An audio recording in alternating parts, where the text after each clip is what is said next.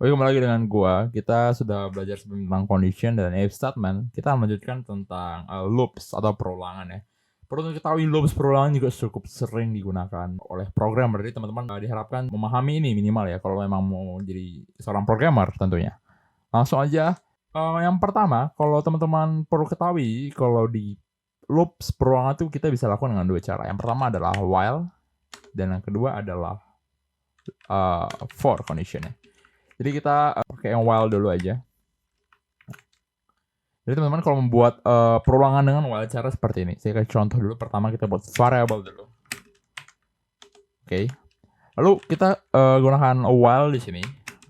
Lalu jika kondisinya while x lebih kecil dari 5, oke? Seperti biasa diakhiri dengan kolon titik 2 print x.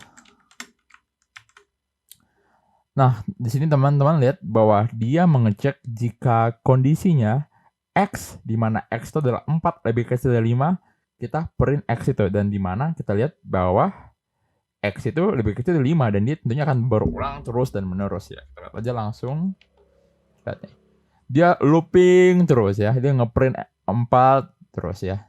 Jadi kita cancel aja. Oke. Dan tentunya kita nggak mau seperti itu, jadi kita kasih contoh lain ya. Ini cuma buat contoh ya teman-teman. Kita kasih contoh lain. Kita tentunya tambahin di sini operator penugasan sebelumnya ya, assignment operator ya. X. Jadi ketika kondisi ini terpenuhi, X akan ditambah 1 gitu. Tentunya ini akan menghasilkan nilai 5 aja. Oh maaf, bukan seperti ini. Tambah dengan 1 ya, seperti ini. Tentunya ini akan menghasilkan nilai 5 aja. Coba kita lihat. Ya, 5 aja. Kenapa bilang? Karena nilainya 4. Dan dia ngelooping while X lebih kecil dari 5 ngelooping, dan ketika sudah di looping X itu ditambahkan 1 dan dia ngelooping lagi ke atas. Sekarang 5 dan 5 itu sudah tidak lebih kecil dari 5. Jadi dia tidak melanjutkan loopingannya. Jadi kita coba bilangan buat ini jadi 0 saja. Dan dia akan ngelooping sampai 5 di sini. 1 2 3 4 5 seperti itu. Berikut untuk peloopingan mengenai while ya. Lalu kita lanjutkan dengan for. Untuk for sendiri, kita loopingnya seperti ini. For x, oke, for x in range. Jadi saya tulis saya dulu ya. 10 diakhiri dengan semikolon. Nah ini maksudnya gimana? Range itu adalah menghitung range dari integer ya. Integer di dalamnya gitu. Jadi akan ngeprint x ini ya. Coba kita print aja dia langsung. Print x. Dia akan mengeprint x itu ya sampai range ini terpenuhi gitu ya. 0, 1, 2, 3, 4, 5, 6, 7, 8, 9.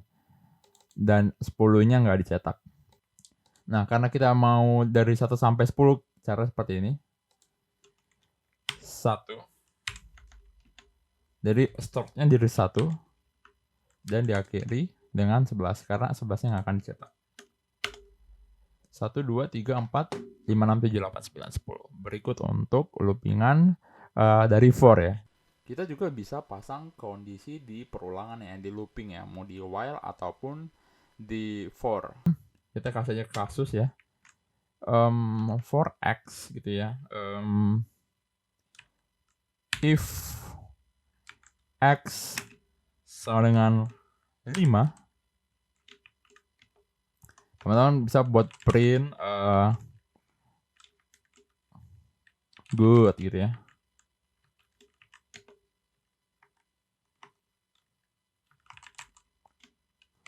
Print x.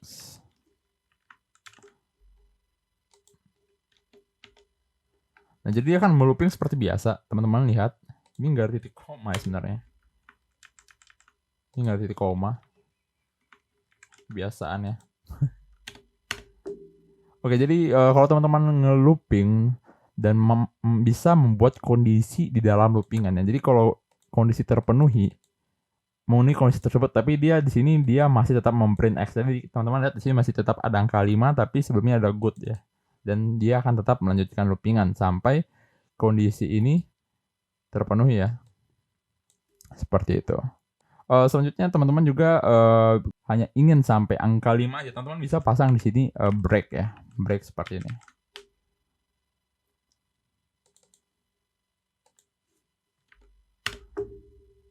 Dan jadi kalau dia udah nyampe ke kondisi ini, dia akan break ya. Jadi dia nggak akan melanjutkan loopingan. Tapi teman-teman kalau contohnya kalau teman-teman pengen kalau ini teman-teman mau nggak ngecetak 5-nya ya. Jadi teman-teman mau print contohnya good gitu ya. Baik, kita print dulu ya. Teman-teman kan nih ada good baru ada 5. Teman-teman nggak mau nih cetak 5-nya nih. Teman-teman bisa pasang di sini continue gitu ya. Jadi kayak kita skip gitu ya untuk 5-nya. Kita nggak akan melanjutkan tapi dia akan langsung continue.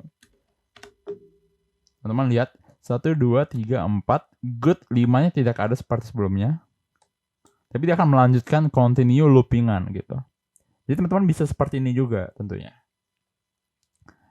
Oke. Dan teman-teman contohnya kalau emang masih nggak tahu mau buat apa kondisinya kalau terpenuhi, kayak masih bingung, teman-teman bisa buat pass aja. 1, 2, 3, 4, 5, 6, 7, 8, 9, 10. Teman-teman bisa buat pass aja sampai teman-teman udah tahu. Soalnya kalau teman-teman nggak buat pass seperti ini, lihat nih ya, kalau teman-teman nggak buat pass, dia akan error. Karena di setiap kondisi itu harus ada, setiap if statement itu harus ada kondisinya ya. Jadi teman-teman bisa buat pass. Mungkin teman-teman masih bingung yang mau buat apa, belum ada clue. Teman-teman bisa buat pass terlebih dahulu. Sehingga dia bisa mencetak angkanya. Bisa menghasilkan loopingan. Jadi teman-teman berikut ini untuk if else condition, untuk perulangan loop di Python sangat easy peasy, tapi teman-teman harus memahami dengan benar ya cara penggunaan while dan for-nya tentunya.